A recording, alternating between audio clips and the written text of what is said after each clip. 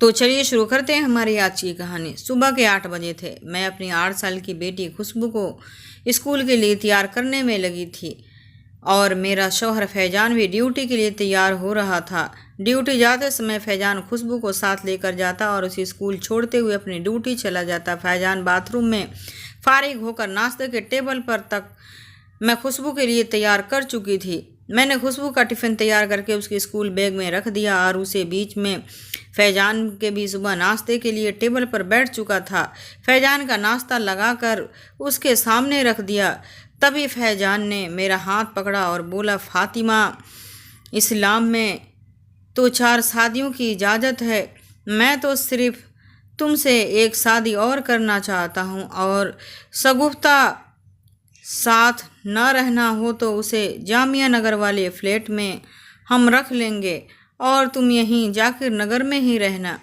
फैजान की बातों को सुनकर मैंने गुस्से में फैजान के हाथों को अपने हाथों से हाथ छुड़ाया और बोली, फैजान, आज तुम्हारे पास पैसे आ गया है तो यह तुम चाहते होगी 10 शादी कर लो, लेकिन उससे पहले मुझे तुमसे तलाक चाहिए। मैं तुम्हारे जैसे घटिया आदमी के साथ नहीं रह सकती। उस चुड़ैल से शादी कर यह मकान भी उसी को दे दो।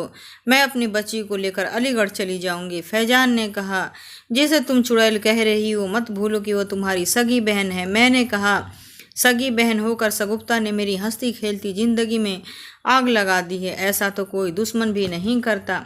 मेरी इस बात पर फैजान कुछ न बोला और खुशबू को लेकर फ्लैट से बाहर निकल गया। फैजान के जाने के बाद मैंने फ्लैट का दरवाज़ा अंदर से बंद किया और फूट फूट कर रोने लगी और अपनी किस्मत को कोसने लगी।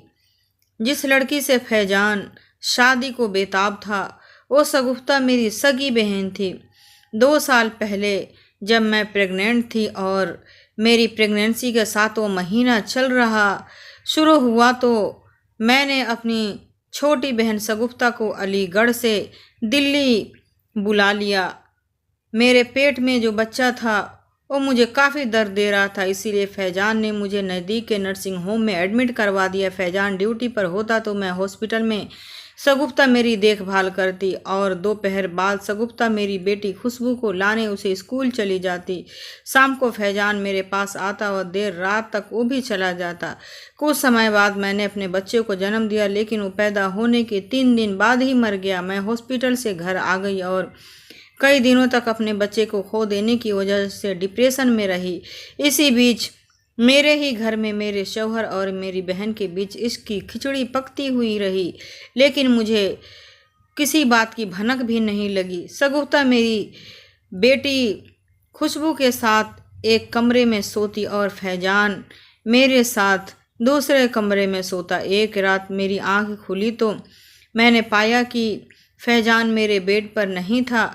मैंने चुपके से कमरे से निकली तो मैंने फैजान और शगुफ्ता को दोनों को रंगे हाथ